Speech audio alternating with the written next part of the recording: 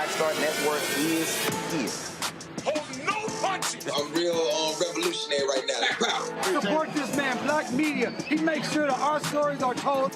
Thank you for being the voice of Black America, Roland. Stay black. I love y'all. All momentum we have now, we have to keep this going. The video looks phenomenal. See, this difference between Black Star Network and Black-owned media and something like CNN. You can't be Black-owned media and be scared. It's time to be smart. Bring your eyeballs home. You dig?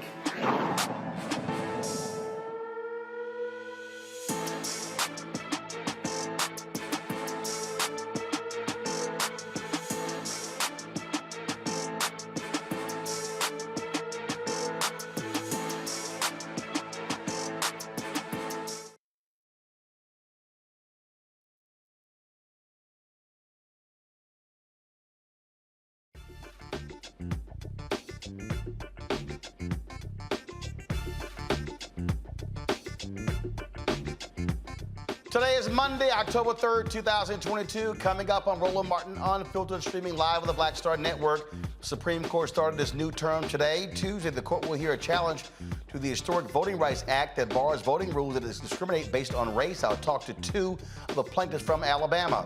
A black federal judge ruled Georgia election practices challenged by a group associated with Democrat Stacey Abrams do not violate voters' constitutional rights.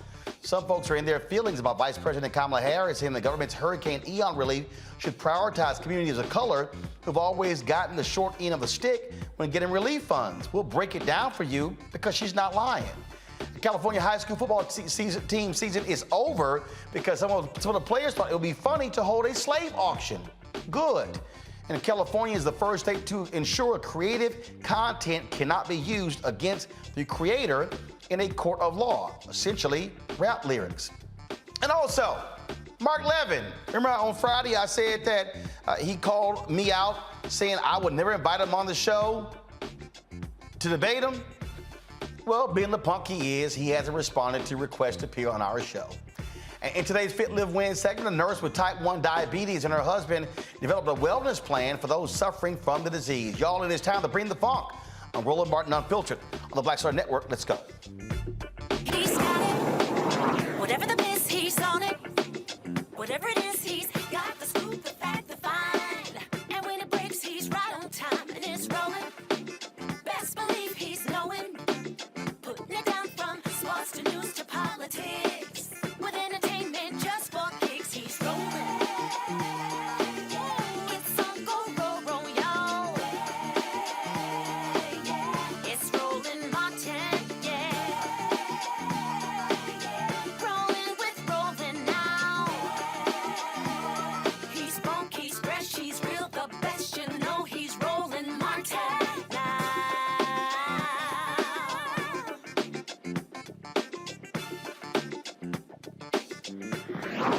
Martin.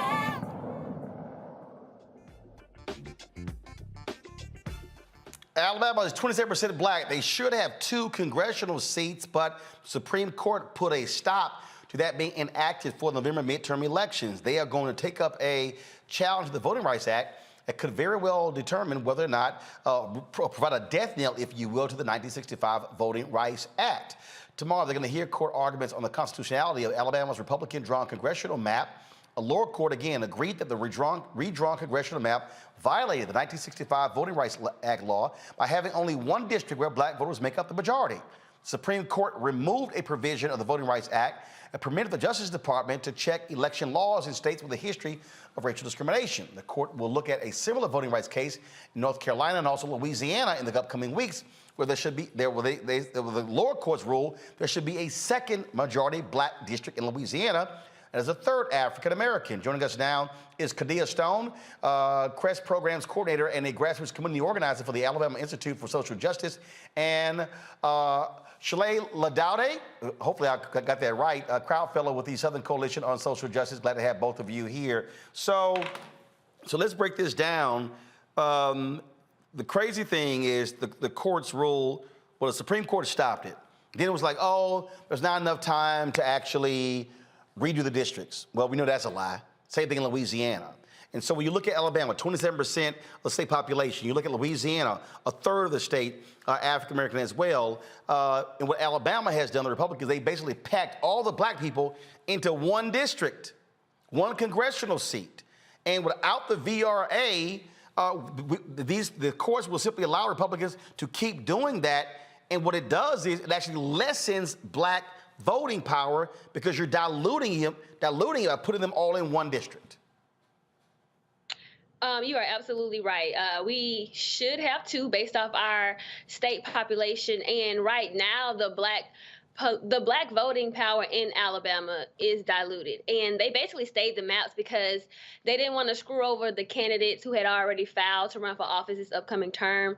But I say it's always the right time to do the right thing. And so now black Alabamians have to go and vote for positions that align with a map that's gerrymandered, and it dilutes our vote.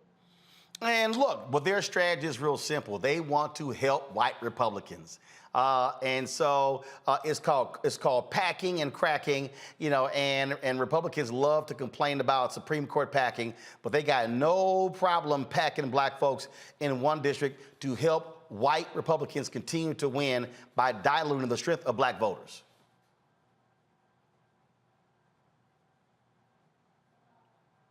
I agree. So it really comes down to, so with our court case, we're really staying partisan. And we're just really focused on the power of the black vote. And so, like you stated with the other Supreme Court cases, this isn't a fight for just black Alabamians. It is also a fight for black voters across the South, to include Louisiana. Louisiana has a similar case, and they were basically told that they'll get their decision based off of what the Alabama decision is. And so I like to say that I feel like this case can be as influential as Brown versus Board of Education, which led to the integration of schools across the South. This case, Milligan versus Merrill, can lead to black people gaining political power across the South in states such as Alabama. Louisiana has their case, and then South Carolina also only has one black congressional district. And so I kind of feel like with the map, they gave us that one district where we're packed, and they kind of was like, hey, that's y'all district, go sit down somewhere. But we are here to fight, to be the voice for our community, and to make sure that our power isn't diluted in these upcoming elections. Karita, go ahead. Yeah, so I just want to say that there are a lot of things at stake right now, and our democracy is one of those. If America claims to be a nation that thrives on a democratic republic, this case is going to determine that based on the Supreme Court's decision and what they choose. Another reason why our democracy is at stake, because specifically Section 2 of the Voting Rights Act says you cannot discriminate based upon age, race, or gender in any voting procedure, and that's exactly what Alabama is doing with these current redistricting maps, and that is the argument that they have, the argument that they will be using in this case is about Section 2. So this means that the Voting Rights Act could be weakened even more than it already is. You know, and the thing here, first of all, the reason I chose to go partisan is because it's a fact. Republicans control the legislature. They drew the districts. The same thing is happening in Texas and other places, in Florida, where what they want to do is, I mean, in Florida, Ron DeSantis basically demolished the black districts, and then they wanted to be able to, you know, place black folks in other areas where there are safe Republican seats. And so there are two ways to screw over black voters. One is packing them in one district, which keeps them from being able to impact other congressional districts. That's one way. Or the flip side is to break up a black district and basically blow it apart into 4 or 5 different areas. In fact, that's what Republicans did in Tennessee, where they decimated the district, the seat in Nashville, and so therefore then broke up Nashville, and now it's a part of essentially several congressional districts. So Nashville itself does not have their own congressional representative, where most black people live. No, they're not pieces, and they're dispersed to other Republican congressional districts. That same thing can be seen in Alabama. The black belt is actually split into 3 different congressional districts to dilute the black voting power. So you see that same exact thing that you just mentioned in Tennessee is in Alabama in our black belt region. And unfortunately, though, you face an uphill battle because it was this Supreme Court, even in the 5-4 decision, without Coney Barrett being there, it makes it 6-3, where Chief Justice John Roberts led the gutting of Section 4. And so you face an uphill battle now trying to convince 5 justices to side with you. Luckily, you have these lower court rulings that even had Trump appointees who even said, damn, this is kind of blatant. There needs to be at least a second congressional seat. Yeah, I totally agree with you as far as Section 4 being gutted. As we know, Section 4 says that any jurisdiction that had a history of voting rights discrimination, they had to get their maps approved by the Department of Justice and the Civil Rights Department. And now that we no longer have that opportunity, that's why it's even more imperative that we as people pay attention to this case tomorrow, because it's going to determine whether the voting rights of all Americans at this point, what that would look like in the future. Indeed, indeed. Well, certainly good luck tomorrow, and we'll be watching to see what kind of questions are asked from the bench by the justices. Thanks a lot. Thank you for your support. All right, going to bring in my panel right now. Join and talk about this. Dr. Julian Malveaux, Dean, College of Ethics Studies, California State University, Los Angeles. Dr. Amakongo Dabinga, Professorial Lecturer, School of International Service, American University, and Renita Shannon, Georgia State Representative. Glad to have all 3 of you here. This right here, Julian, is the thing that Black folks, frankly, have been dreading, and that is, again, all of the previous victories, being able to now get Black folks voting in significant numbers. You had John Roberts, who essentially said, oh, Black people are voting so well, no need for the VRA. That's essentially what he said when gutting Section 4. You have the attack on Section 2 for the Supreme Court case out of Arizona. Now you have this here. Now we're talking about representation. There are 58 members of the Congressional Black Caucus right now. You're able to get that seat in Louisiana, that seat in Alabama. That now goes to 60, and that is the largest caucus out of all caucuses on the Democratic side. And so this is a direct attack on Black power. Absolutely. These people are afraid. This is fear of a Black planet. These people are simply afraid of Black collective power. And Terry Sewell is the only representative in Alabama. She is the only, I think she may be the only Democrat, but she holds it up. She's the only person, yes, she is the only person in her delegation who supported restoring Section 5. So these folks are afraid that they keep talking about democracy. That's a lie. As a young lady said in your previous segment, they keep talking about the right to vote, but unless you vote, they don't want us voting. They don't want us there. And the fact that this court is 6-3 does not bode well for us. Ketanji Brown Jackson, we love her. We're so happy that she's on the court, but she cannot make much of a difference. Where she will have power is in her dissenting opinions. If this goes down, she will be able, through dissent, to open the door for further challenges to these things that are going on. But it is disgusting, but it's where we are right now. It's simply where we are right now. Look, this is, Renita, my book, White Fear. That's what we're dealing with here. And I keep telling people, okay, why does it say how the brown of America is making white folks lose their minds? This is about power, white fear. These white folks fear another Black district in Alabama, another Black district in Louisiana, because they know, oh, that's going to mean 2 more Democratic seats in the House. They know that. And so they do not want additional Black power. Look, in Texas, with the explosion of the Latino population, there were supposed to be essentially, Texas got several, I think it was like 4 new seats. The Republicans made like 3 of them Republican, 1 Democrat, because they didn't want those Latinos putting in Democratic members. This is about power, and they want to keep white Republicans locked in power. You're right. This is about white fear, and it is about maintaining power. We saw the same thing happen here in Georgia, where after our census, we saw almost 1 million more new people here in Georgia who were accounted for. It was mostly Black and brown folks, and you saw if anybody who's paying attention to Georgia's maps and their redistricting process, saw that Republicans, their party is almost all white, brought out maps that did packing and cracking. And Roland, you covered it on your show when I confronted the bill sponsor, because these maps came before my committee, he didn't even know what packing and cracking was. And so this is a well-coordinated, consistent, and funded effort across the country of Republicans doing what they can to make sure that we do not see a fully representative democracy in this country. And in Georgia, it happened from the school board level all the way up to the congressional level. So what your guest said about this being a very important case, she's absolutely right. Because here in Georgia, we have a case also. But we were told, it's too close to the elections. We're not saying that your maps are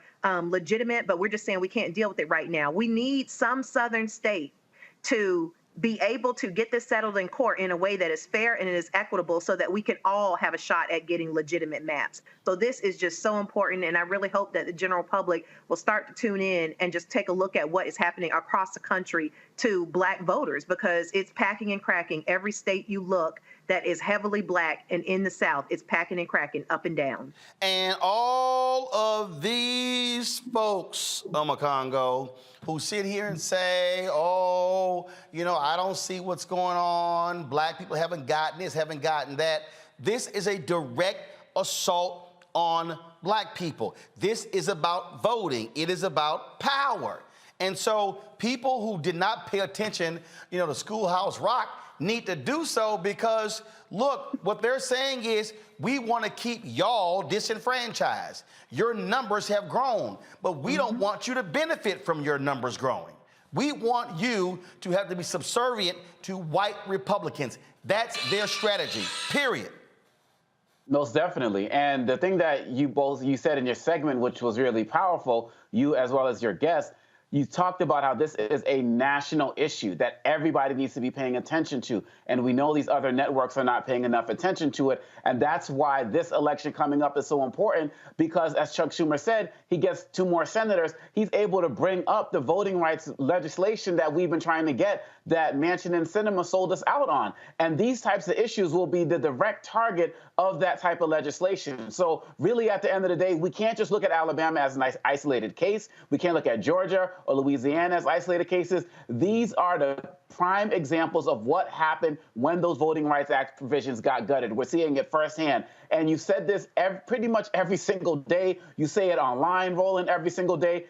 If we don't get it together now, it may be too late going into 2024. We have an opportunity to maintain the House. We have an opportunity to get control of the Senate and have a president in there who's going to fight to make sure that this is not a problem. So for anybody who's saying it doesn't matter, for anybody saying my vote, this is what we need right now. And coming in the next month or so, this might be our last chance for a while to really start to set the record straight for our community across the entire country. This is not just about 1 or 2 or 3 states. Absolutely, absolutely. All right, folks, hold tight 1 second. We come back on Roland Martin Unfiltered. Y'all, look, all these people, they running around, whining and complaining about Vice President Kamala Harris because she said we want to make sure there's equity in hurricane relief. These folks actually haven't read previous stories where Black folks in minority communities have not gotten equitable dollars. Yeah, we got receipts. We got them. And also, we got something to say to punk-ass Bill Maher, who had the audacity on his show this Friday to say, drop Harris from the ticket because she's a failed politician. We got something to say to you, too. You're watching Roland Martin Unfiltered on the Black Star Network. If you're on YouTube, hit the like button, the share button. Same thing on Facebook. Folks, let's hit 1,000 likes quickly. Let's also download the Black Star Network app, Apple phone, Android phone, Apple TV, Android TV, Roku, Amazon Fire TV, Xbox One, Samsung Smart TV, and also join the Bring the Funk fan club. Your dollars make it possible for us to do what we do. And so send your checks and money orders to P.O. Box 57196, Washington, D.C. 20037-0196. Cash App, $RM Unfiltered. PayPal's R Martin Unfiltered. Venmo's RM Unfiltered. Zelle, Roland at RolandSMartin.com. Roland at RolandMartinUnfiltered.com. We'll be right back.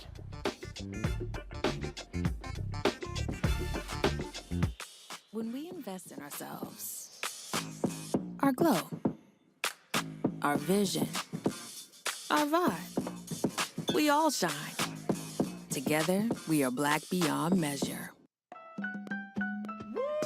We're all impacted by the culture, whether we know it or not. From politics to music and entertainment, it's a huge part of our lives, and we're going to talk about it every day right here on The Culture with me, Faraji Muhammad, only on the Black Star Network.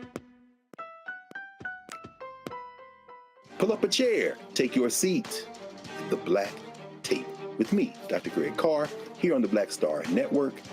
Every week, we'll take a deeper dive into the world we're living in. Join the conversation only on the Black Star Network. When we invest in ourselves, we all shine. Together, we are Black beyond measure.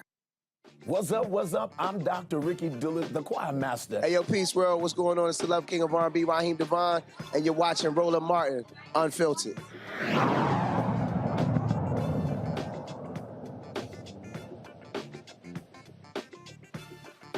In Georgia, a black federal judge ruled against Fair Fight Action, the voting rights group founded by Georgia Democratic gubernatorial nominee Stacey Abrams. The lawsuit accused Georgia Governor Brian Kemp, then Secretary of State, of using his position as the state's top elections official to promote voter suppression. U.S. District Judge Steve Jones, an Obama appointee, ruled in favor of the state. Judge Jones found that Georgia's election practices do not violate voters' constitutional rights. Judge Jones said this about the case: although Georgia's election system is not perfect, the challenge practices violate neither the Constitution nor the VRA. This is a voting rights case that resulted in wins and losses for all parties throughout the litigation and culminated in what is believed to have been the longest voting rights bench trial in the history of the Northern District of Georgia. And so, unfortunately, that's a loss there, Renita.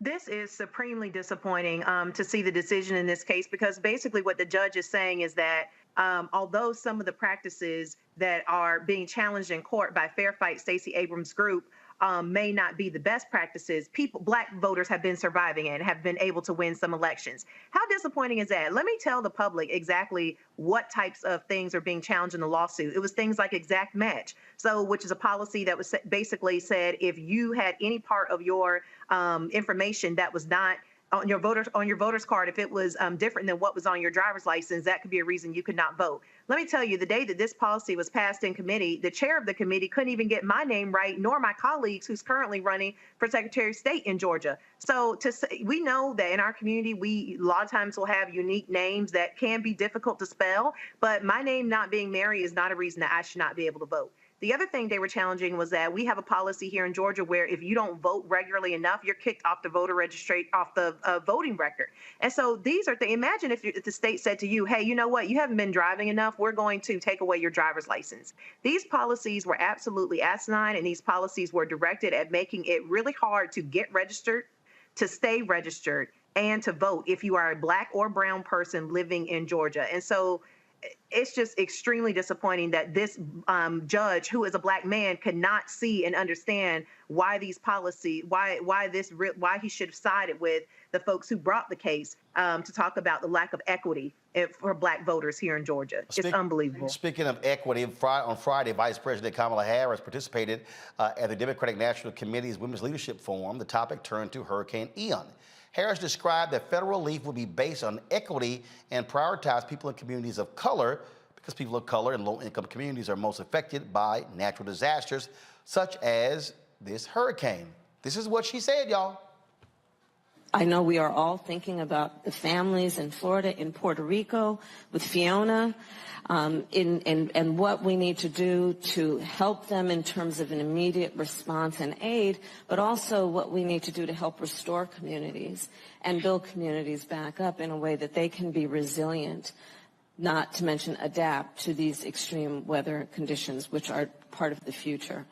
On the point that you made about disparities, you know, when I was District Attorney of San Francisco, I was elected in 2003. I started one of the first environmental justice units of any DA's office in the country focused on this issue, and in particular on the disparities, as you have described rightly, which is that it is our lowest income communities and our communities of color that are most impacted by these extreme conditions and impacted by issues that are not of their own making. And so Absolutely. And so we have to address this in a way that is about giving resources based on equity, understanding that we fight for equality, but we also need to fight for equity, understanding not everyone starts out at the same place. And if we want people to be in an equal place, sometimes we have to take into account those disparities and do that work. Well, all these white conservatives all up in arms of what she said, but they're facts, and they're undeniable facts.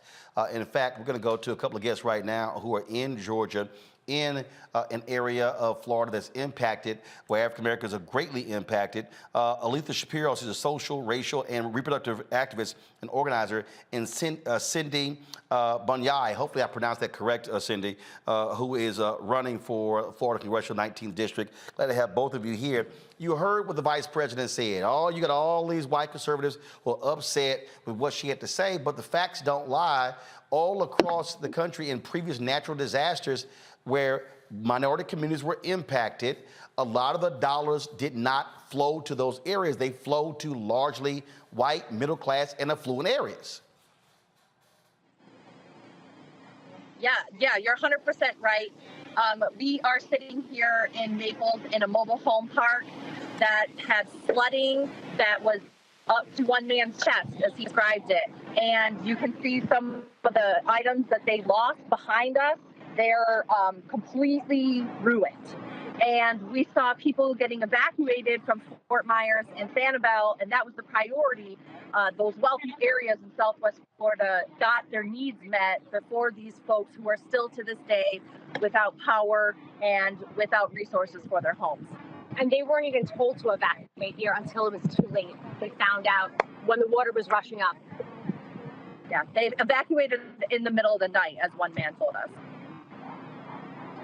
Aletha, so y'all are there, and you've been posting photos and videos in Naples, Florida, and people hear that and they think, oh, that's one of the affluent areas, but everybody who lives there all don't have money.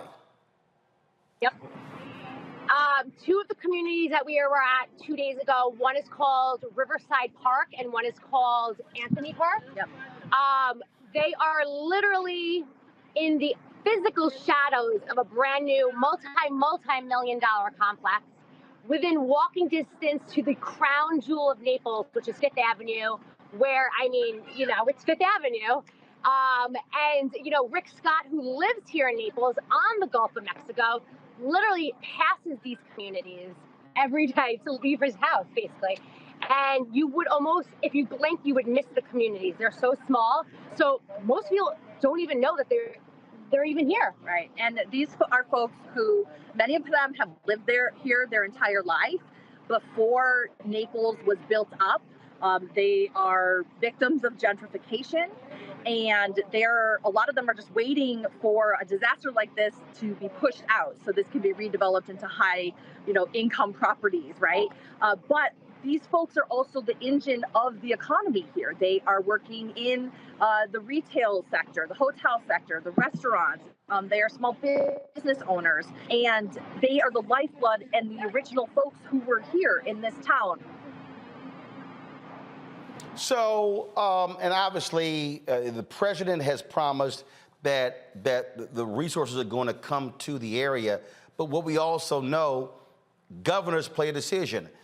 Look, I was born in Houston, Texas. When the hurricane hit, when Hurricane Harvey hit there, lots of money went to Texas. The governor specifically refused to give any money to Harris County. So, yes, you're right. Here in the state of Florida, we have Governor DeSantis. Now, I will say he loves Lee County because he handpicks all the folks who are in power here. But they are doing what they always do, doing handouts to their friends, making sure that their buddies get in the contract. That's the same thing in the Good Old Boys Network that they do here in Southwest Florida. And what we've also seen here is that, much like other Republican-run areas in our state and around the country, you have people who are completely incompetent running things. So they waited to the very last minute to give the emergency evacuation order. We had less than 24 hours to evacuate for this devastating storm. Many places, most places like where I live up by Fort Myers, we had only like 3 hours before we were supposed to be sheltered in place to evacuate. So lives were lost because these people sat on their hands. They didn't want to ruffle feathers. They didn't want to get people mad. But what happened is people lost their lives. People here in Collier County were expecting the community leaders to go through the neighborhoods like they usually do and let them know that there was an evacuation. And they simply didn't do that. And that's why you saw such devastation in these communities here in Southwest Florida and in Naples in particular. And I actually just want to tell one story about that. We met a lady in Anthony Park. Her name is Jackie. She lives here her whole life. She's 66 years old. She said that she never got an evacuation order. In the middle of the night, she needs to be evacuated. She said it was the most disgusting experience ever, that they were treated like complete animals. They arrived in an open air vehicle. They were shuffled in, a bunch of elderly people with rain. You know, the hurricane was coming down on them, and then they were basically dropped off in the mall parking lot that was covered, and they left with no information. They were freezing, they were wet, they were terrified. There's a hurricane going out right outside where they're watching. They had no Wi-Fi, no access. They were stranded there. She said she's never been treated so horrible in her life. And this woman, she lost everything. Yeah. And she just paid off all her furniture, her new floors. And what do you even say? Lifetime of work for her. And that's been very common, the situation. And part of it is that the resources that are here right now have been focused on that search and recovery, focused on the islands, which predominantly are where the wealthier folks live. So all of the regular stuff that people around the communities who don't live in beachfront homes need is not a priority right now. They're still very much in total disaster mode on those areas. So people who have been without power for a long time and their food is rotten, they're still stranded in their home with flood waters like in Harlem Heights. Those folks are getting some attention, but it's from the community. It's from organizations. It's from people like Aletha and our friends here who raised money to get out and get funds. And we're going door to door and we're setting pop-up shops for supplies all over the community, because there are places that there have literally been nothing up until now. Until we showed up. Right. They said, nobody's been here. Nobody. Not until you came. Nobody has helped us. All right, then. Well, Cindy and Aletha, I appreciate the work that y'all are doing out there, and we'll certainly keep beating the drum to make sure that this happens. And certainly, I hope the same people who are whining and I hope the same folks who are whining, complaining about the vice president will actually look at your social media to understand that she was right. Thank you so much for allowing us to uplift all these stories. That really means a lot to the community. Thank you. We appreciate it. Thanks a lot. Thank you. All right, folks, we want to give you a sense of, again, stories that have been done showing exactly how these areas have been impacted. So, and how black communities have been harmed, okay? And so, guys, come on, pull it up, please. All right, so listen, this right here is a piece in the New York Times last year. Why does disaster aid often favor white people? The federal government often gives less help to black disaster survivors than their white neighbors. That's a challenge for President Biden, who has vowed to fight both inequality and climate change. So you're whining about Vice President Kamala Harris and what she said. Hello. Here's another one. Hurricanes disproportionately harm black neighborhoods. It's because of environmental racism. Okay, here we go. I mean, again, can you disagree with these? Fine. White New Orleans has recovered from Hurricane Katrina. Black New Orleans has not. Okay? Now, numerous stories, y'all, numerous stories why FEMA aid is unavailable to many who need it most. Numerous stories have been showing this. EPA just detailed all the ways climate change will hit U.S. racial minorities the hardest. It's a long list. Do y'all now understand why climate change is inherently racist? Y'all, do you understand why I wrote this book? Listen, why are these white conservatives attacking Vice President Kamala Harris? Because she dared use the word equity. And I told y'all, they do not like the fact that she's talking about equity. They don't want equity. They hated multiculturalism. They hated affirmative action. They hate diversity, equity, and inclusion. You see how they use the word woke and try to tear everybody down. This is all. What did I tell y'all about that NPR story? And y'all gotta let me know when we book those authors of the study on the show. A study was done since 2008. White folks in America are increasingly against government programs because they believe that we're getting all the money and they're losing money. Even though there are more poor white people in America than poor Black and Latino people. That's what you got going on. And then, of course, you got idiots like Bill Maher, who now remember, early on, we saw all these attacks on Vice President Kamala Harris, all these stories. Y'all notice you really haven't seen many as of late, right? You haven't seen many as of late. But now Bill Maher decides to open up his big ass mouth and he decides to say, oh my God, Biden should replace Vice President Kamala Harris because she's such a failure. She's a failure? Really, Bill? I don't think so. And just because you say so. So here's this is the discussion that took place somewhat on his show on Friday night. Listen to this stupidity. Could see is replacing the vice president because, she's just not very popular anywhere. And it didn't seem to work out. And I don't know, that's been done before on a ticket, I mean, a lot of people... Tulsi Gabbard, remember, that was that moment in the debate where she brought up that there are men and women in California that are in prison for these, pot deals, and then she was laughing about getting high on the radio station. And it was just like Tulsi Gabbard was like this heat-seeking missile. That was the end of it. She's got a lot of, in addition to being, for some reason, an off-putting person, she also has, I think, a lot of baggage that probably wouldn't do well under a lot of scrutiny. I just think she's a bad politician, and I think she's a very bright person, but I don't know, but I can see them doing that because a lot of the problem with Biden being old is, if he dies, then, you're going to get this person. Okay, so here's the problem with the Democratic Party. They're so boxed in by identity politics that you cannot conceive of a Democratic ticket that doesn't have a woman, person of color on it, and pretty soon you're going to line up behind that gay, Latino, and you're going to have, a deaf Eskimo be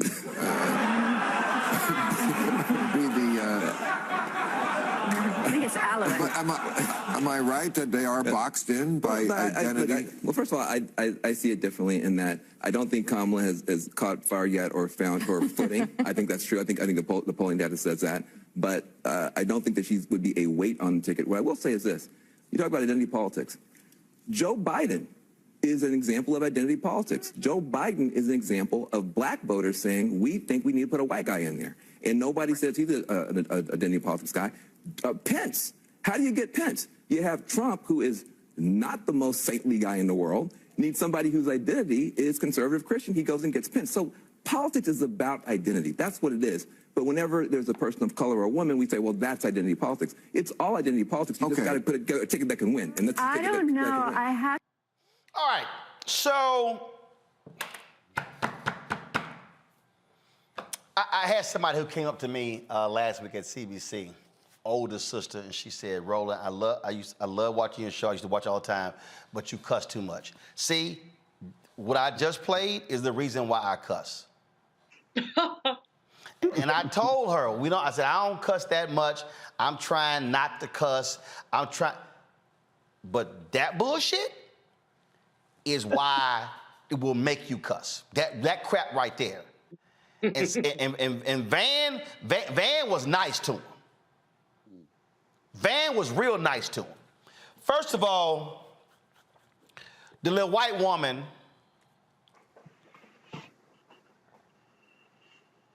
I would have said, what the hell is off-putting? Mm-hmm. I would have said, I need you to explain to me off-putting. Mm-hmm. Every black woman who has worked in corporate America, in politics, in academia, has heard that little they're off-putting. What do you mean, off-putting? Then I heard baggage. First of all, she straight lied. It has been totally refuted. That lie about Kamala Harris locking up millions of people because of weed. That lie has been refuted. And a whole bunch of brothers and sisters were running around believing that lie, and it's a lie. It's a flat-out lie. And in fact, my man Drew comments. Drew, y'all follow him on social media. It was so funny because he's done a number of videos. Y'all, let me see if we can get Drew on the phone about this whole weed deal. It's a lie. So that woman just lied, and Bill Maher said nothing in correcting her. Then he said, bad politician.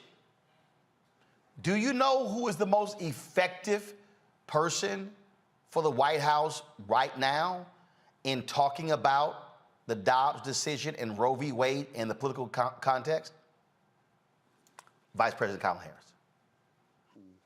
Do you know who played a significant role in pushing Biden on the student loan debt relief? Vice President Harris. Now, did she have a rocky first year? Of course. Of course. But y'all notice all of the Harris's awful stories, y'all notice how they just disappeared. But see, this is how folk like Bill Maher throw this kind of crap out. But now let me get to the crust of what I want to deal with. Bill Maher said, the Democrats have boxed themselves in by identity politics. This is the favorite phrase of white liberal/progressive men like Bill Maher. Because these white men don't like the fact that they no longer are plan A, plan B, plan C, and plan D. Let me say it again. White fear ain't just about white conservatives. White fear is also about white liberals, white progressives, because the operative word is white. Do y'all want to know who is really afraid of black and Latinos getting numbers increasing? White Democratic strategists who control the purse strings to the billions of dollars because they don't want to see black strategists, black campaign managers, black media analysts, black pollsters, because these white Democratic strategists have become multi-millionaires off of these campaigns. It ain't no different. Y'all, don't get confused about what's going on here. So what Bill Maher says here, they're getting boxed in by identity politics. Bill Maher refuses to recognize that whiteness is identity politics. Hey, Bill Maher, since you're scared to invite me back on your show, the only time I got invited was October 2014 and killed, but y'all a little scared to invite a brother back. What are soccer moms? Renita, can you just tell me, when we hit the phrase soccer moms, who are they talking about?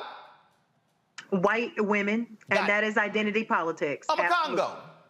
When you hear NASCAR dads, who are they talking about? Talking about white men. Julian, when you hear the phrase the working class, is it actually conjuring up Black and Latino workers? No, you're talking about the white boy with a lunch bucket. Precisely. Precisely. Where the majority of working class is. Right, precisely. I got it. But the point here, folks, is when you look at politics, they literally segment audiences based upon identity. Do y'all actually think for a second they only do it when it comes to Black and Latino folks? And you heard Bill Maher, well, next up, they're going to be lining up the gay and Latino, I forgot the little dismissive comment that he used. Y'all, this is what we're talking about here. Clock. And so you got to be aware of white so-called Democrats and progressives who themselves, they don't like the fact that we now get to have a voice. We now get to have a perspective. Bill Maher is one of those white men. And see, Bill Maher thinks because he slept with a lot of black women and he smoked weed with a lot of black people, he thinks he's a brother. You're not. Bill, you are a white man. You talk like a white man. You live like a white man. And you don't want to accept the reality that this is a world that is no longer being dominated by white men.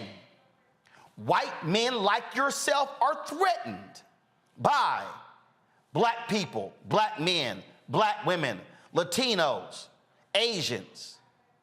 That's a fact. You don't want to own up to that.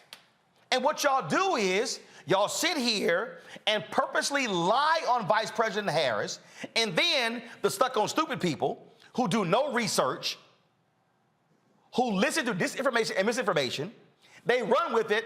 Well, and see, this is why y'all get mad. Roland, why you interrupt people? Because when people come on my show and lie, I stop them. They lie, I stop them. Bill Maher should have known with all the weed he smoked that what she said about Kamala Harris, locking up all of these black and brown people because of weed, was a lie. But when you're not a real journalist and you're playing a smart media person, you're really a comedian, and there's some smart comedians, you don't have the research at hand, so you can't say, I'm sorry, that's not true. So that woman, and again, just so y'all think I'm confused, I'm going to play what Caitlin said, which is a lie, and I'm going to bring my man Drew in, and I'm going to bring the panel in as well, because y'all need to understand why we do this show. It's because people with like Bill Maher, with major platforms, when they throw that stuff out there, then folks run with it. And then it spurs stories and blogs and podcasts. And that's how it gets built. Oh my God, Vice President Kamala Harris is so awful. She's so terrible. She should be replaced in 2024. With who, Bill? A young white guy? Hell, you complained about gays and Latinos. So Pete Buttigieg, I guess you don't pass Bill Maher's test. Oh, HHS Secretary. But Sarah, sorry, you're out. What Bill Maher is essentially saying is, please, white people only apply. So let me just play again. To listen to this, I want y'all to listen to clearly what is being said here. Could see is replacing the vice president because, yeah, she's just not very popular anywhere, and it didn't seem to work out. And I don't know, that's been done before on a ticket, you know. I mean, a lot of people. Tulsi Gabbard, remember that was that moment in the debate where she brought up that there are men and women in California that are in prison for these, pot deals, and then she was laughing about getting high on the radio station. And it was just like Tulsi Gabbard was like this heat-seeking missile. That was the end of it. She's got a lot of, in addition to being, for some reason, an off-putting person, she also has, I think, a lot of baggage that probably wouldn't do well under a lot of scrutiny. I just think she's a bad politician, and I think she's a very bright person, but I don't know, but I can see them doing that, because a lot of the problem with Biden being old is, oh, if he dies, then, you're going to get this person. Okay, so here's the problem with the Democratic Party. They're so boxed in by identity politics that you cannot conceive of a Democratic ticket that doesn't have a woman, person of color on it, and pretty soon you're going to line up behind that gay, Latino, and you're going to have, a deaf Eskimo. A deaf Eskimo. What that is a white man making fun of the fact that you have more than qualified black, Latino, women, and gay candidates, but for Bill Maher, hey, only white straight men need apply. That's really what he's saying. Drew, I called you because you just heard with what that fool Caitlin had to say, and Bill Maher did not correct her at all. Drew, can you hear me? Hear you loud and clear. You hear me? All right. So she sat here and just lied, and how Tulsi Gabbard just blew her away about all of the men and women who Kamala Harris locked up because of weed and pot smoking. Bill Maher didn't correct her. You've done numerous videos completely just dispelling that lie. Well, yeah, because it's not true. It's pretty easy stuff to look up, too. The moment with Tulsi Gabbard, it's easy to be loud and wrong. But in the moment, when people can't fact check you in real time and make you seem like you know what you're talking about. But the fact of the matter is everything that she said was an outright lie. It was misinformation, disinformation way before we even had a COVID situation. But Kamala Harris literally is the opposite of that. She did not lock up a bunch of black people for weed. As a matter of fact, when she became San Francisco DA, over the length of time of her DA reign, the admissions for state prison marijuana imprisonment fell 66% over her predecessor. Like the last guy locked up 135 people to state prison when marijuana was the most serious charge. Over the same amount of time, Kamala Harris locked up only 45. So that's a drop. Even when she became Attorney General, same thing. First of all, Attorney Generals don't even prosecute marijuana cases. I say it all the time. That'd be like the CEO of Target ringing you up on aisle 3.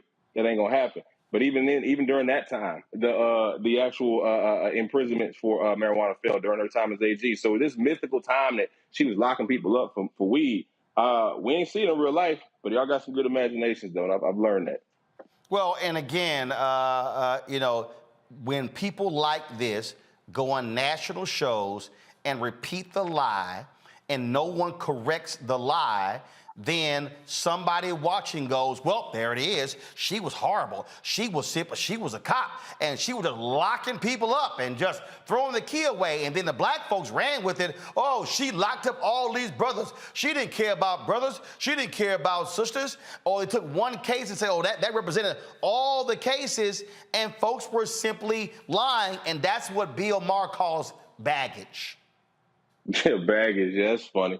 Now, we call it now. Now you said I'm knee deep in the debunking the misinformation on COVID vaccines game. We call it disinformation, and we call it just very dangerous, to be honest with you, man. Like when something goes out long enough and nobody's there to correct it, it can gain so much traction. People really start to believe it, and so they don't even know the fact that Kamala Harris is one of the original pioneers of something called restorative justice with her Back on Track program in San Francisco, to where instead of getting people locked up for something like, I don't know, a little bit of weed or 2 grams of crack, you give them jobs, you give them employment training, job readiness training, you give them education so they get their GED, you help them with their credit, parental training, and so on and so forth, rather than putting them in prison cells just because they were trying to sell some drugs so they could make some money to feed their family. So it's the misinformation game definitely is something that it's dangerous. It's lucrative for the people who know how to capitalize on it, but it definitely is dangerous in the overall perception of public health and public policy. All right, Drew, I appreciate it, man. Thanks for jumping on real quick. I appreciate it. Appreciate it, everybody. Get vaccinated, get boosted. We're done. All right, thanks a bunch. Bringing my panel here, Juliana Amakongo, Renita. It really pisses me off. It pisses me off when I watch this stuff. When I listen to this nonsense, and again, I've been saying this for years. President meets with black pastors, but when they white, he meets with pastors. President meets with Latino leaders, but when it's a room full of white CEOs, he meets with CEOs. Identity politics includes white people. But what Bill Maher chose to do is he chose to weaponize that, and then he sounds exactly like Republicans, Julian, in attacking Democrats, and what he is operating with his white, male, nationalistic view. How dare Democrats elevate women, elevate men? And what's so stupid is she literally, this is what is so stupid to me.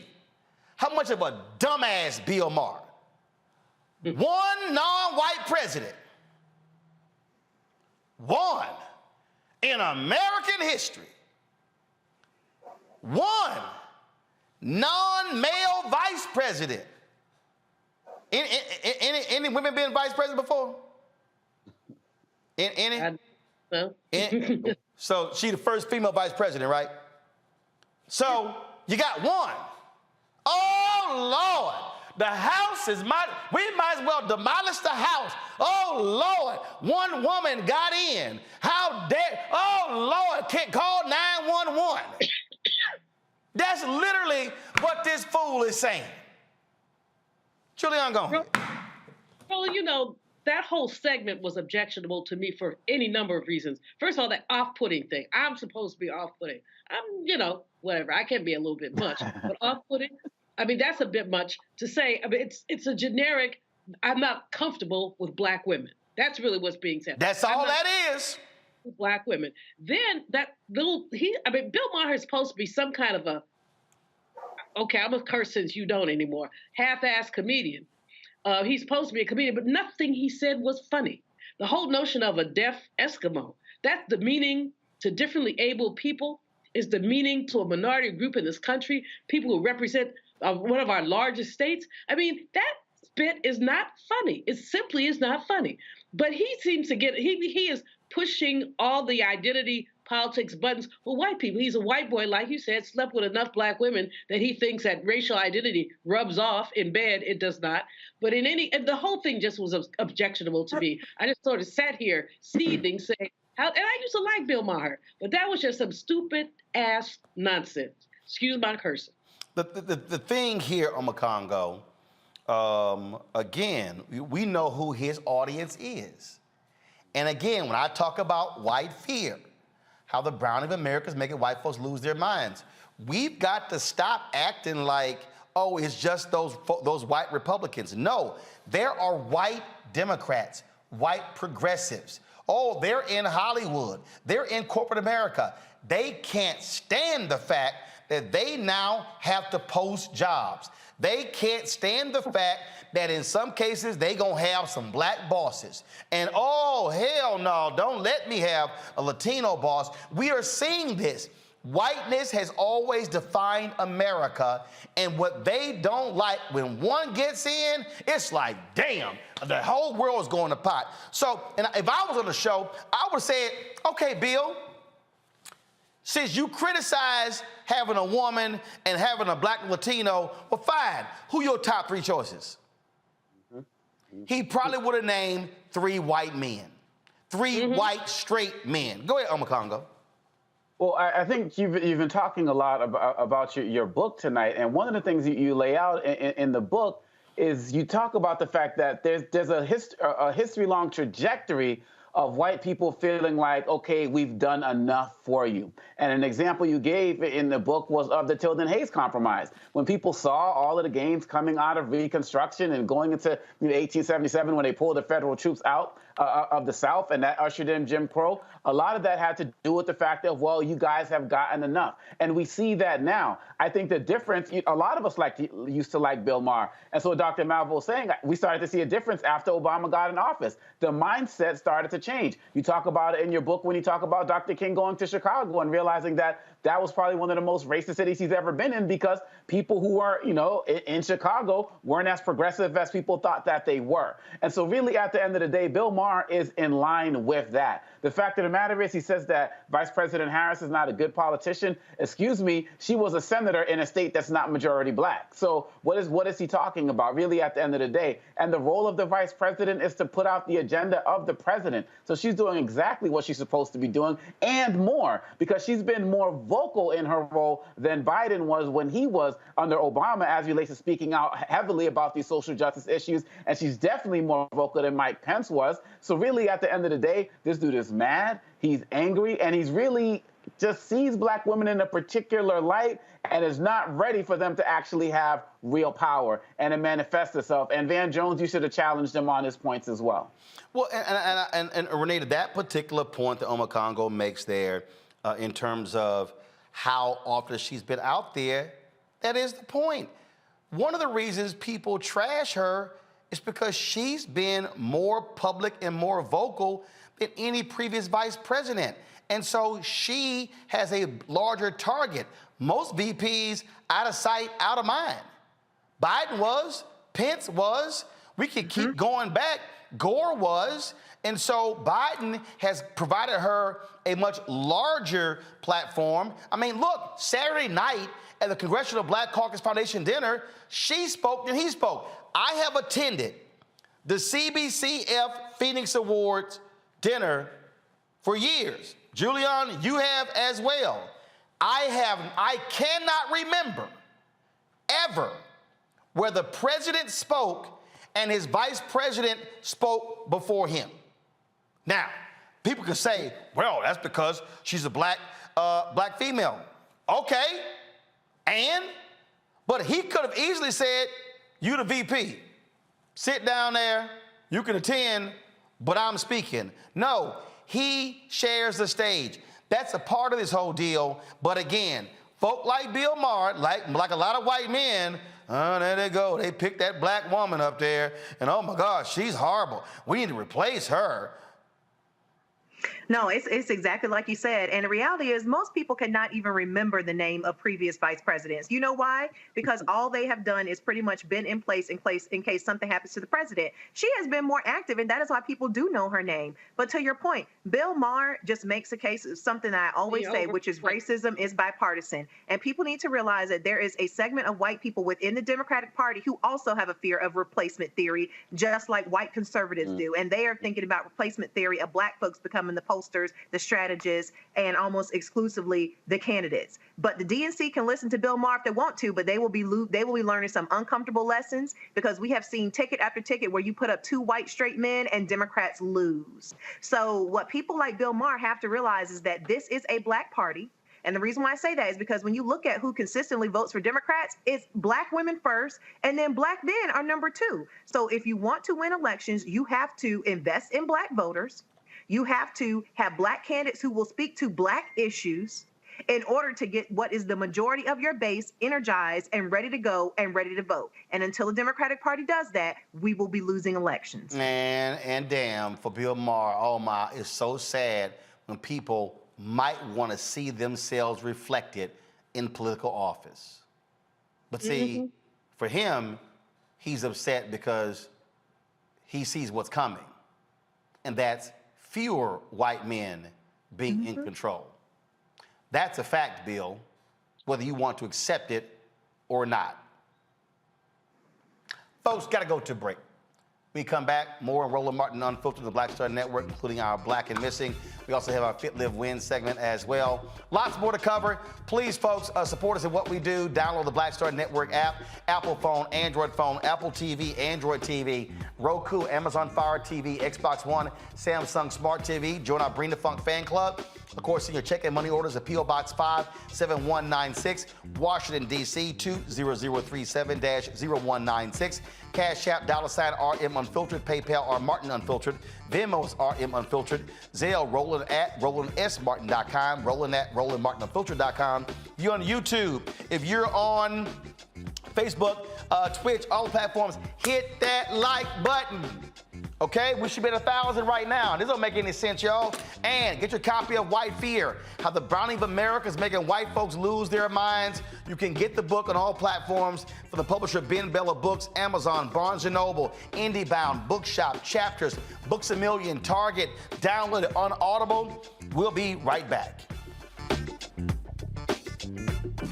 When we invest in ourselves, we're investing in what's next for all of us. Growing, creating, making moves that move us all forward. Together, we are Black beyond measure. Hatred on the streets, a horrific scene, a white nationalist rally that descended into deadly violence. White people are losing their damn minds. As an angry pro-Trump mob storms the U.S. Capitol, we've seen shooting. We're about to see the rise of what I call white minority resistance. We have seen white folks in this country who simply cannot tolerate black folks voting. I think what we're seeing is the inevitable result of violent denial. This is part of American history. Every time that people of color have made progress, whether real or symbolic, there has been what Carol Anderson at Emory University calls white rage as a backlash. This is the rise of the Proud Boys and the Boogaloo Boys. America, there's going to be more of this. Here's all the Proud Boys, guys. This country is getting increasingly racist in its behaviors and its attitudes because of the fear of white people. The fear that they're taking our jobs, they're taking our resources, they're taking our women. This is white fear.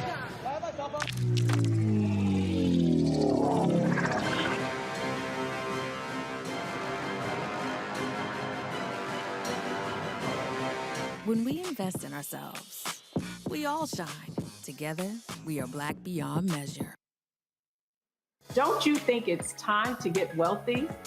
I'm Deborah Owens, America's Wealth Coach, and my new show on the Black Star Network focuses on the things your financial advisor or bank isn't telling you. So watch Get Wealthy on the Black Star Network.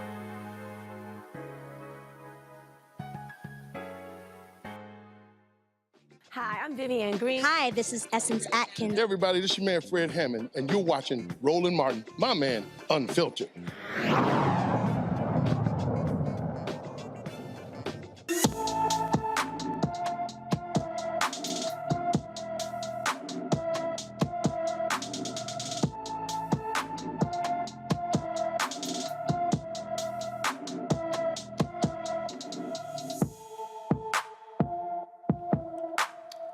Diamond Womack disappeared from Frederick, Maryland on September 22nd. The 15-year-old is 5 feet 7 inches tall, weighs 160 pounds, with brown hair and brown eyes. Anyone with information about Diamond should call the Frederick, Maryland Police Department at 301-600-2102, 301-600-2102.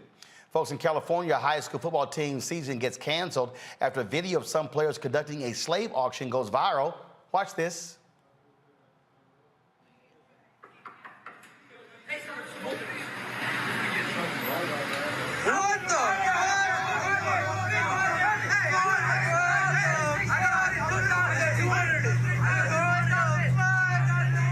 This happened at River Valley High School in Yuba City, California. Some football team members participated in the prank auction of black teammates. School district officials saw the video, and the Yuba City Unified School District Superintendent Doreen Osumi called the video unacceptable and deeply offensive.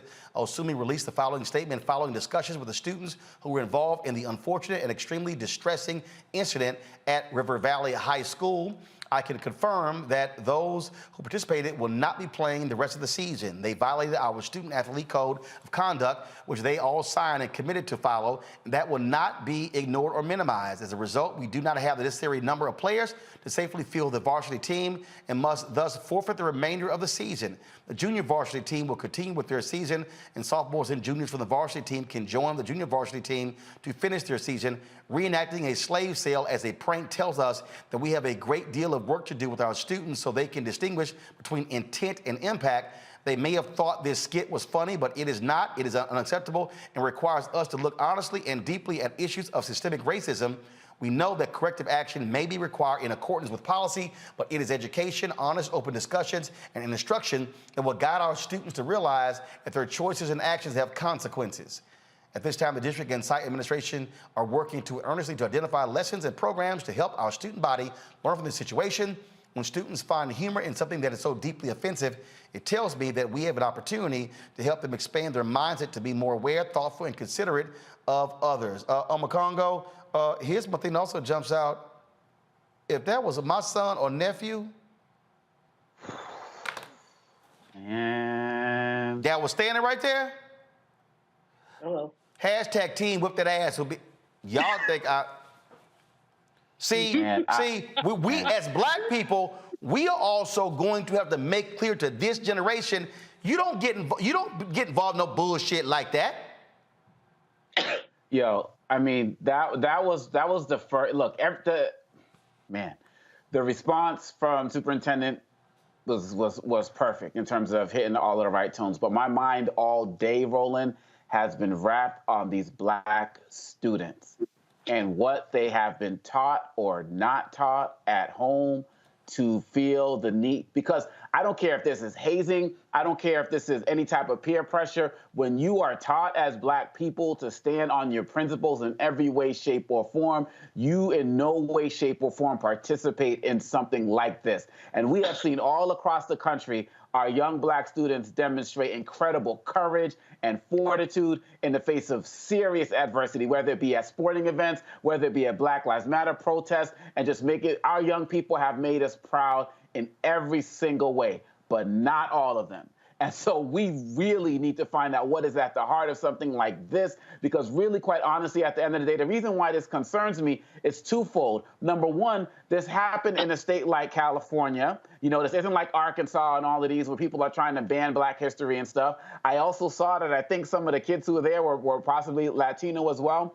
But as we're removing history from the schools, and if we're not teaching it at home and in our communities, we're going to have future generations of more black children who are going to see something like this and think that it's cool because they do not know the history. And all of us here on this show tonight, we all came from communities where we were taught that school is not going to be the primary teacher of our culture. It comes from our home and from our communities. And so in all of our communities across the country, we got to make sure we're snatching up all of our kids right now and make sure they're getting the history and the knowledge that they so far haven't gotten in school, and they're going to get less of if some of these states continue to have their way. Yep. Bottom line is shut it down. Shut it down. We need to shut it down. Absolutely. I think that the administrator... Go ahead. No, Renita, go ahead. Yeah, no, absolutely. The administrator made the right decision in completely just shutting the whole thing down. You know, I knew we were going to talk about this topic tonight, and I was trying to find the video because as I read the story, I was just thinking, who would be participating in this? Like, what is the situation that we would have black children thinking that this is okay to participate in? To see this video now firsthand is just unbelievable. And like Omakongo said, many of the lessons that black people need to learn and be taught will have to be taught at home by black parents who understand what it is to grow up and live in this country as a black American. Julian? You know, this is why we need ethnic studies. This is why Shirley, I'm forgetting her name, I'm blanking her name now. Our Secretary of State has mandated that any student who goes to a community college or a Cal State must take at least one ethnic studies class, and they're trickling it down to the high school, obviously not to that high school. But I looked at those young brothers, I just want to scream, cry. If they were, like you are, Roland, if that was one of my children, I would have knocked them into next week just for participating in such a thing. This is why we need ethnic studies. And these people who don't want to teach critical race theory or anything else, they want to perpetuate this kind of nonsense, and it is unacceptable. The administrator did the absolutely right thing, and some of these young'uns who think they're going someplace on a football scholarship, they now pretty much have been disqualified because the rest of their season is blank. But it's beyond the football and scholarships. It's the acceptance of anti-blackness that permeates our nation, whether it's California or not, permeates our nation. Anti-Blackness is real. Historical denial is real. Yep. And this is a perfect example of it. Indeed. Folks, California is the first state to ensure creative content can't be used against artists in court without judicial review. Several artists like Killer Mike, Meek Mill, and Too Short witnessed the virtual signing of Assembly Bill 2799, also known as the Decriminalization Artistic Expression Act, into law. Prosecutors have used lyrics against artists in several recent high-profile cases, including the May RICO sweep that landed Young Thug, Gunna, and several of their associates in jail. The prosecuting district attorney has maintained that their references to drugs, weapons, and violence are evidence of gang activity. California's new law advocates continue pushing for federal legislation, the Restoring Artistic Protection Act. This is a huge deal, Renita. Like I say, it's being used there in Georgia, but other folks are saying this should be law all across the country. Absolutely. And I'm glad to see that California is taking this first step, because what you tend to see is the law is applied in a very racist way. You brought up how, the local prosecutor here, Fani Willis, who's also trying to prosecute Trump for election meddling, also recently indicted YSL and said their rap lyrics were a lot of the evidence that was presented as to why she believed they had committed crimes. But here's the thing that I always think about.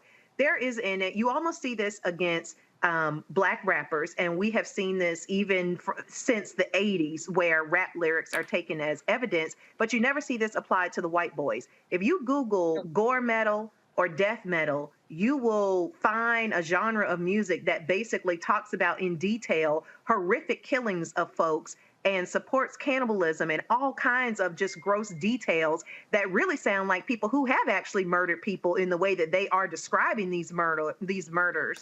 And these folks are never prosecuted. So this is just one of those things where it's like anti-Blackness in this country is so high that even things that are historically a part of our culture, which is hip hop, you can see prosecuted pretty much just for it being a part of the culture. Congo. Look, as a rapper myself, I wouldn't want people using my lyrics. I remixed a Biggie song, and I started out as I sit back, relax, read a book, watch the press. I think about the world leaders that I'd like to X. Like, I don't want people coming at me and saying I was trying to assassinate folks. These are just songs. And going off of what Renita is saying, my thoughts are twofold. People don't take guys like Arnold Schwarzenegger and take what they did in The Terminator and use it in court cases and the like. And so, yeah, you got to protect our artists.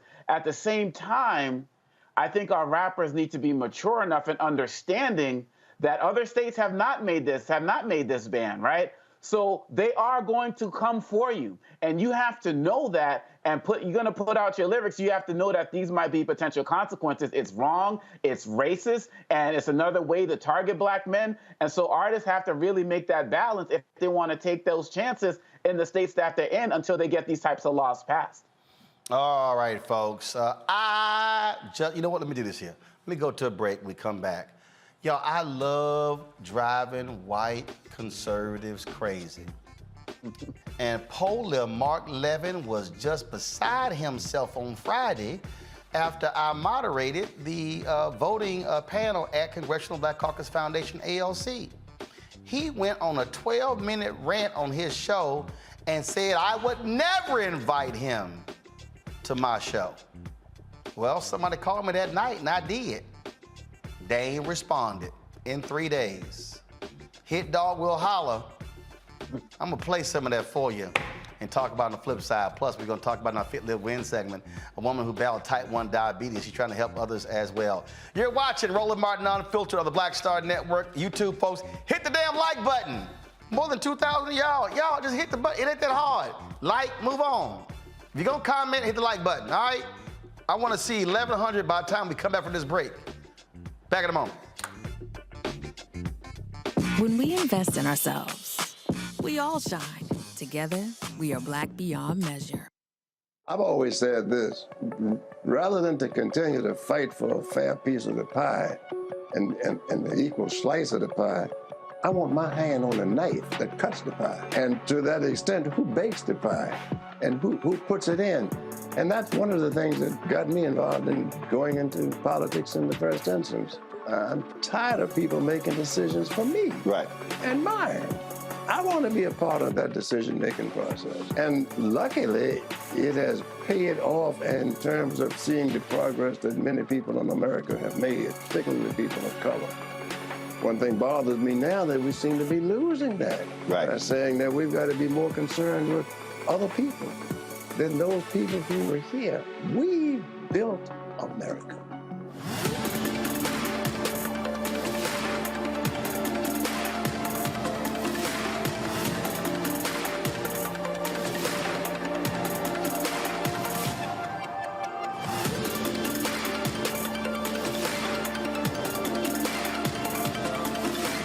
When we invest in ourselves, we're investing in what's next for all of us. Growing, creating, making moves that move us all forward. Together, we are Black beyond measure. Hatred on the streets, a horrific scene, a white nationalist rally that descended into deadly violence. White people are losing their damn minds. As an angry pro-Trump mob storms the U.S. Capitol, we've seen We're about to see the rise of what I call white minority resistance. We have seen white folks in this country who simply cannot tolerate black folks voting. I think what we're seeing is the inevitable result of violent denial. This is part of American history. Every time that people of color have made progress, whether real or symbolic, there has been what Carol Anderson at Emory University calls white rage as a backlash. This is the rise of the Proud Boys and the Boogaloo Boys. America, there's going to be more of this. Here's all the Proud Boys, guys. This country is getting increasingly racist in its behaviors and its attitudes because of the fear of white people. The fear that they're taking our jobs, they're taking our resources, they're taking our women. This is white fear.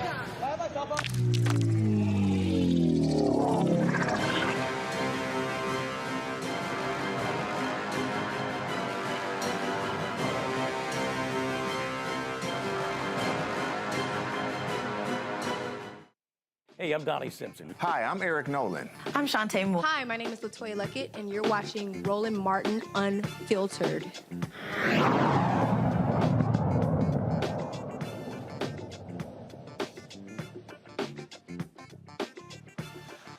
All-white conservative radio talk show host Mark Levin was beside himself because we dared to speak the truth about voting rights in this country. On his show Friday, he was just losing his mind, ranting and raving about me and Maya Wiley. Listen to this fool. So the party that believes in democracy doesn't even care or comprehend that we're not a democracy, that we're a republic, a constitutional republic. Not a democracy.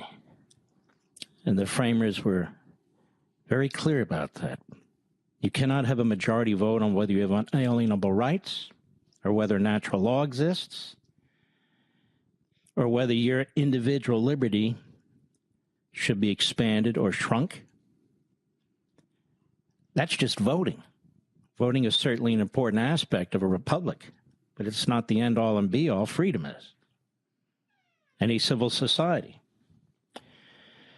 And so we have Maya Wiley, civil rights activist at the Congressional Black Caucus Foundation, Voting Rights Forum today, and Roland Martin. So you see, when they say they believe in democracy,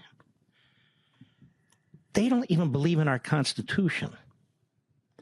Let me just say this briefly before I get to this. They oppose the Electoral College. They oppose the filibuster, which really is the defining process in the United States Senate. They attack the founding, which means they attack the Constitution, which followed the founding. They attack separation of powers. They attack the Supreme Court. They want to pack it. They've tried multiple times through their history. They do not believe in this system. They wanted to pass a national voting system that would have violated at least 3 provisions of the Constitution. And this is what I'm talking about. They do not believe in freedom of speech, certainly not yours. They do not believe in the free exercise of religion as they try and not only exclude it from the public square, but exclude it, period. depending on if you want to bake. I can't listen to. They don't believe in the founding. Slavery. Sorry, Mark. We don't believe in slavery. Excuse us that we don't just exalt the slave-holding founders. Excuse us if we ain't all hyped about the 3-5 compromise. They don't believe in religion. Mark, black folks more religious than y'all. Hell, we had to believe in Jesus just to deal with you Jim Crow racists. He going on and on and on about they don't believe in this at all. We not a democracy. We a republic. They don't believe in the Constitution. Mark, why did we have a 13th, 14th, and 15th Amendments? Why was the Civil Rights Act of 64 passed and the Voting Rights Act of 65 passed and the Fair Housing Act of 68 passed?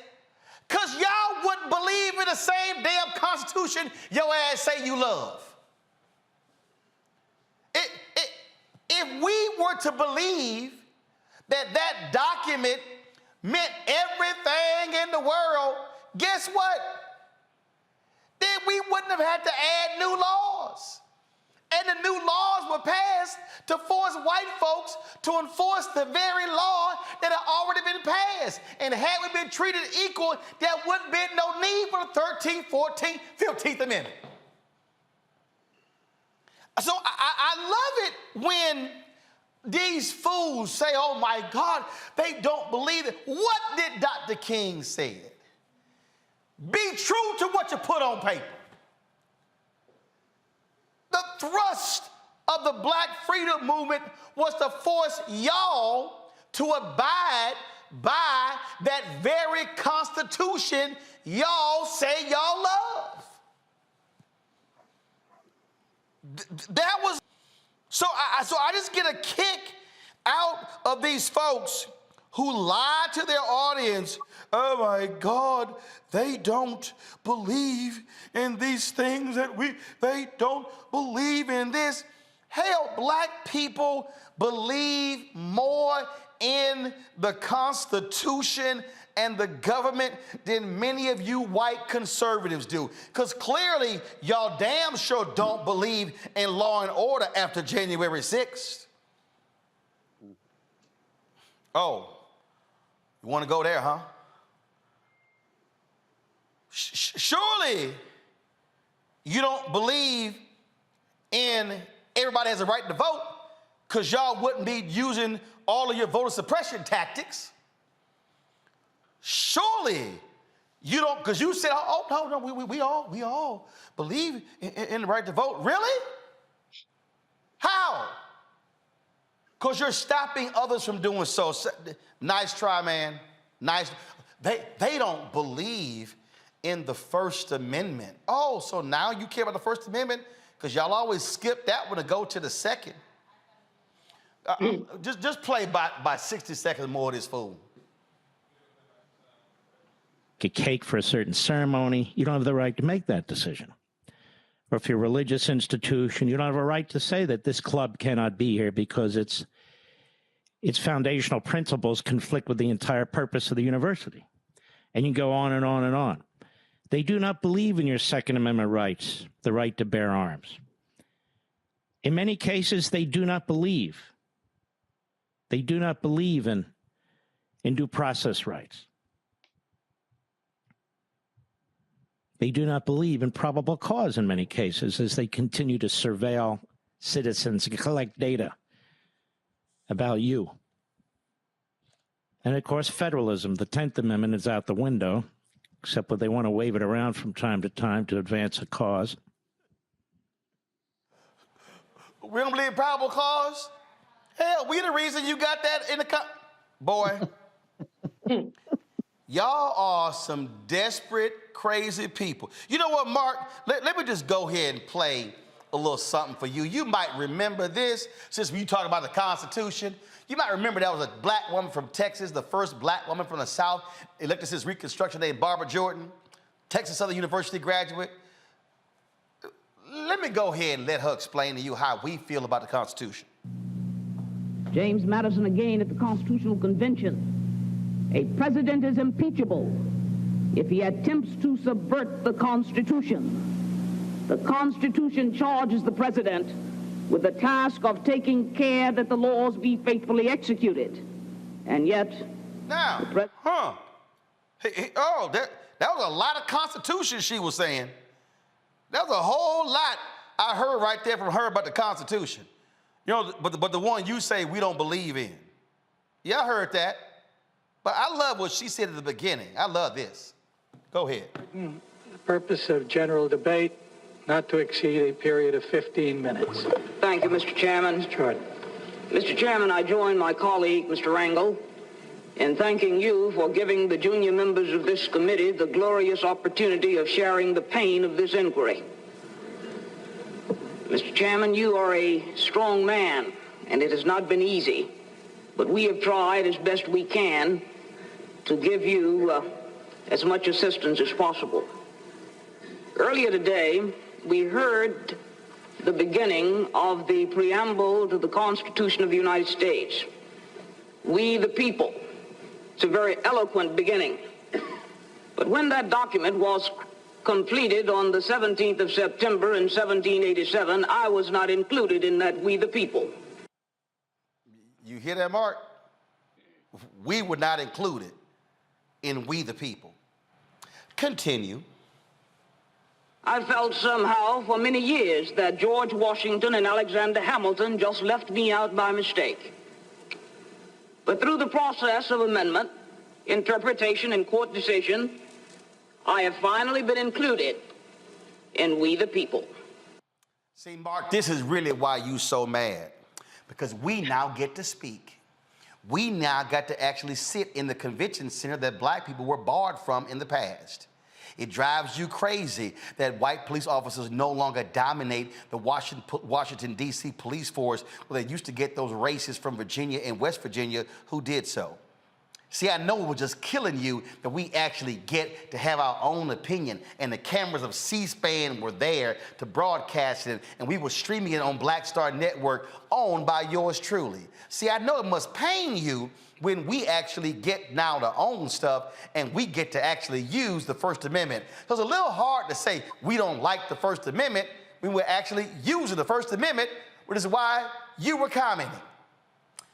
I digress.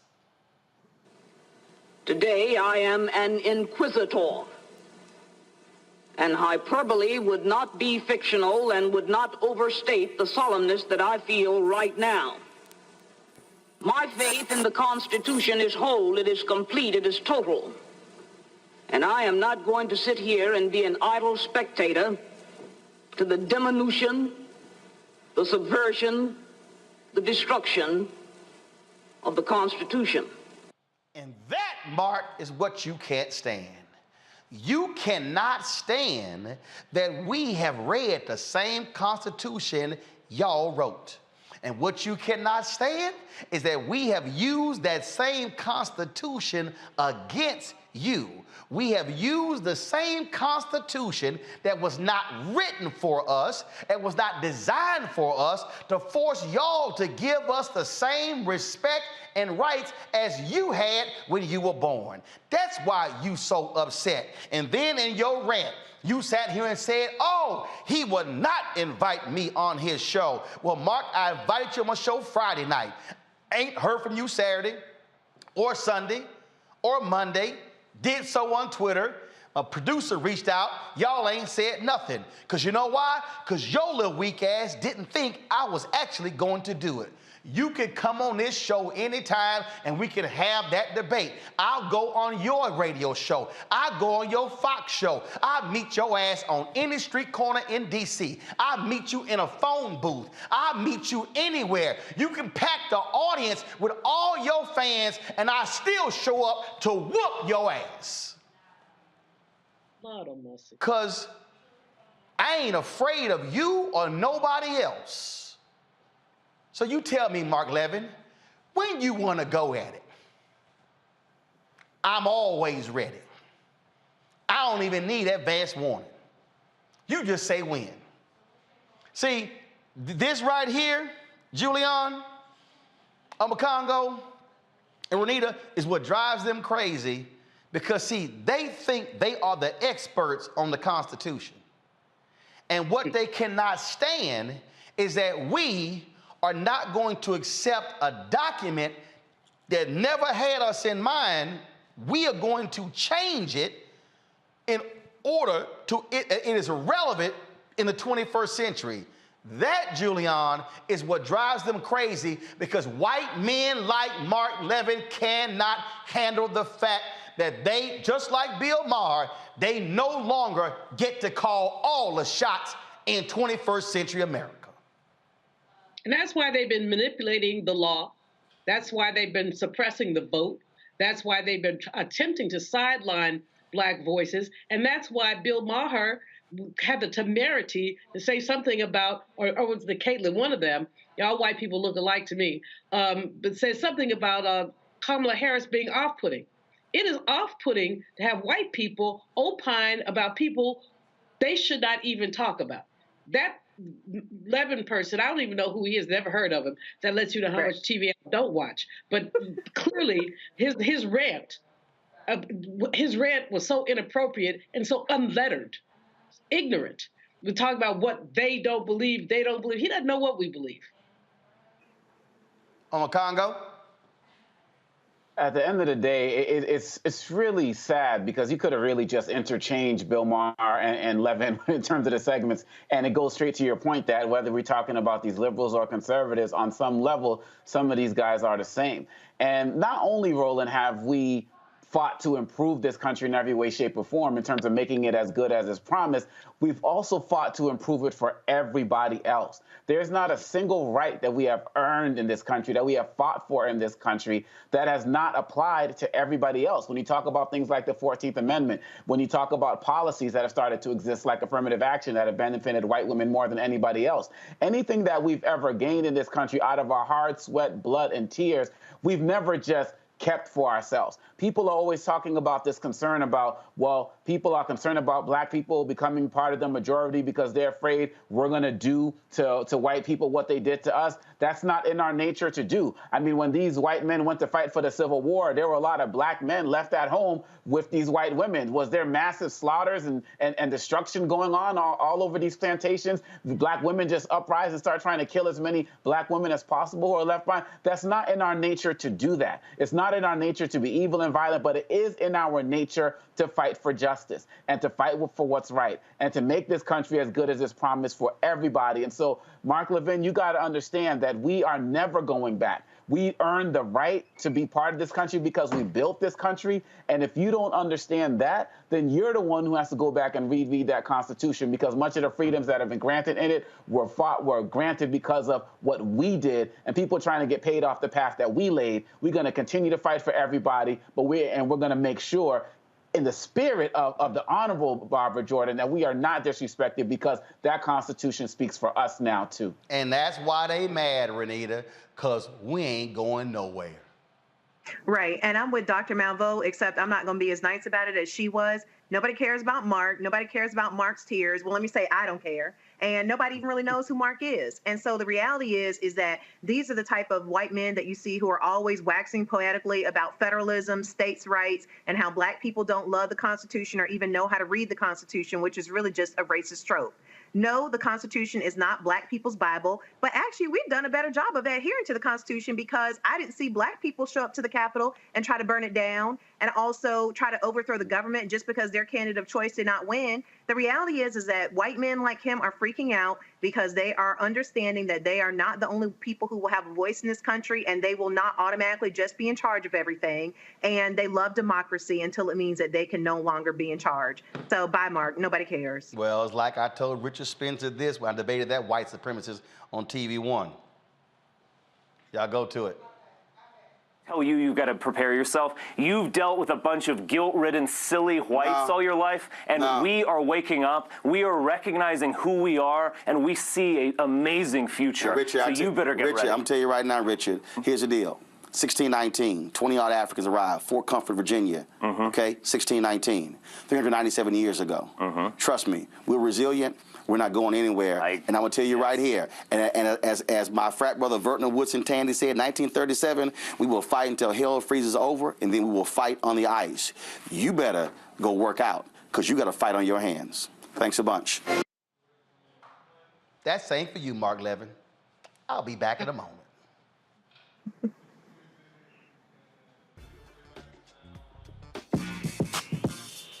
When we invest in ourselves, our glow, our vision, our vibe, we all shine. Together, we are Black beyond measure. Hi, I'm Dr. Jackie Hood Martin, and I have a question for you. Ever feel as if your life is teetering and the weight and pressure of the world is consistently on your shoulders? Well, let me tell you, living a balanced life isn't easy. Join me each Tuesday on Black Star Network for A Balanced Life with Dr. Jackie. We'll laugh together, cry together, pull ourselves together, and cheer each other on. So join me for new shows each Tuesday on Black Star Network, A Balanced Life with Dr. Jackie. When we invest in ourselves, we all shine. Together, we are Black beyond measure. We're all impacted by the culture, whether we know it or not. From politics to music and entertainment, it's a huge part of our lives, and we're going to talk about it every day right here on The Culture with me, Faraji Muhammad, only on the Black Star Network.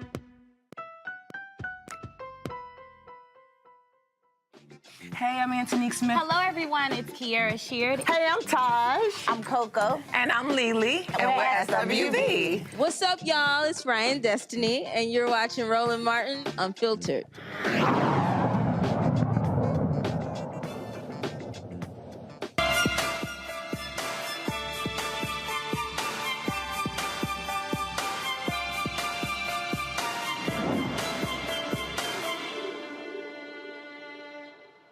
She's bad on type 1 diabetes all her life. Now, Marquita Butler wants to help others. She and her husband have developed a customized fitness and dietary plan for those who have diabetes to reach their health goals. Their one rule, you got to keep moving. She joins us right now from Lithonia, Georgia. Marquita, glad to have you here. So you say keep moving, and it's interesting. You know, a lot of people, they get focused on, oh my goodness, you got to be lifting weights and working out and cardio, whatever. But I've had other people say, look, your body needs to be in constant motion versus being sedentary. Is that what you're saying? Correct, for sure. And so you developed this, but really, what led to it? Yeah, type 1 diabetes, but was it friends or other families who you were seeing having the same problem, and you said, hey, these folks need some help? I'm also a registered nurse, so I take care of these patients on a daily basis. So my goal became to become focused on prevention more so than curing disorders and diseases. Because once you get to the phase of being diagnosed, it's very hard to be cured. So the main thing is you want to live with it and be able to live a healthiest possible life. And when you talk about keep moving, but what do you recommend? Because again, now we hear 10,000 steps may not be the number to hit or whatever. And so what are you suggesting to people about keeping it moving if they don't have a home gym or anything along those lines? Find something that's fun for you. You know, get out with the kids, go skating, play basketball, play football, run around the neighborhood, fly a kite, you know, just get that body in motion. That's the main thing. And whatever it is that resonates with you, then stay focused on that. You talked about dietary, and so what are the basic things that you let folks know that they must do when it comes to their diet? Because trying to get people to drastically change is real hard. Yeah, that's very hard. So the main thing is getting adequate water intake. That is the key thing. And the other thing is adding fruits and vegetables to your diet on a daily basis. So whatever it is, I tell people, whatever you normally eat, maybe just cut it in half and then add a salad on the side, add a piece of fruit, and you'll notice a huge difference. You know, instead of having 4 pieces of fried chicken, you do 2, and then you have a salad and some fruit on the side. You know, just trying to find a way to balance it out. You're there in Georgia, so Renita, I'll start with you. A question for Makita. Yeah, thank you for the work that you're doing. A specific question. So a lot of folks found themselves taking all their meetings over the computer and sitting down a lot more when we were trying to keep everybody safe from COVID. What do you recommend for folks who might have who are coming off of 2 years of sitting down too much? How do they get back into, being really active? Because I saw with your video, you were doing a lot of things that if you've been inactive for 2 years, you probably won't be doing all of that immediately. So what do you recommend for people to just get back into the habit of being active? People are very, they shy away from just basic walking in your neighborhood, walking in your neighborhood park. You know, just say, hey, today I'm going to do a 1/4 mile. You know, next week I'm going to aim for a 1/2 mile. You know, running up your steps or walking up your steps. You know, just getting on the floor, doing some crunches, some push-ups, some basic stretching. Stretching goes a long way, especially the older we get stiffer. So that's a very vital part that should be included in our lives. Makongo. Well, I definitely want to commend you on the incredible work that you're doing and in saving lives. And some of those videos made my knees hurt. But I really give you props. It looks great. Could you speak about the importance of community groups and people getting together? Because some people just say, oh, I don't really feel like working out. But then sometimes they may get a little bit of motivation by coming together. Can you speak to that and its benefits? It's fine. Yeah, I tell people to challenge your friends, your loved ones. You know, tell them, if you love me like you say you do, come with me to this park. Come with me to this boot camp. Come with me to this swim meet, or basketball, or, just find something to do. And once people get together, you are more likely to be encouraged when you have a partner. So find somebody, even if it's just 1 or 2 people, and grab the kids. Like, we're trying to train them to live a healthy life as well. So use them as your workout buddy. They're trying to burn some energy off anyways. So it's very important to include them as well. Julian. Sister, first of all, I watched your video, and goodness gracious, I don't think I could do any of that. So I know what you mean when you see extreme workout. But what does extreme workout mean for someone like for an ordinary person who does spend probably most of the workday in front of the computer or, at a meeting, and basically I let my exercise routine go during COVID. I still walk a lot, but what does extreme workout mean to an ordinary person? To an ordinary person, it seems like a lot, but I always say start from the basics. Go from just the walking, the stretching, the moving your arms, to just up and down. Just get in motion. That's all. Whatever that means for you, just move. All right, there are folks out there who want to get more information on your fitness and dietary plan. Where do they go? They can go to butlersextremetraining.com, or they can reach me at Instagram at @thegoldengoddess_. All right, then. So, look, we appreciate it. Thanks for putting together, and good luck with it. We appreciate it. Thank you much. All right, Renita, Makongo, Juliana, I certainly appreciate y'all being on the show. Thank you so very much. Folks, that is it for me. I'll be seeing y'all for tomorrow from New York City, tomorrow and Wednesday. I got to go tape the appearance tomorrow on The Breakfast Club for my book, White Fear. Be sure to get your copy, folks. White Fear, How the Browning of America is Making White Folks Lose Their Mind. Available at Ben Bella Books, Amazon, Barnes & Noble, IndieBound, Bookshop, Chapters, Books A Million, Target. You can also download it from Audible or order through your favorite Black bookstore. Support us by downloading the Black Star Network app. All platforms, Apple phone, Android phone, Apple TV, Android TV, Roku, Amazon Fire TV, Xbox One, Samsung Smart TV. And of course, you could also join our Bring the Funk fan club. Send your check-in money orders to P.O. Box 57196, Washington, D.C. 20037-0196. Cash App, $RM Unfiltered. PayPal, R Martin Unfiltered. Venmo is RM Unfiltered. Zelle is rolling@RolandSMartin.com. Rolling@RolandMartinUnfiltered.com. Folks, I'll see you tomorrow.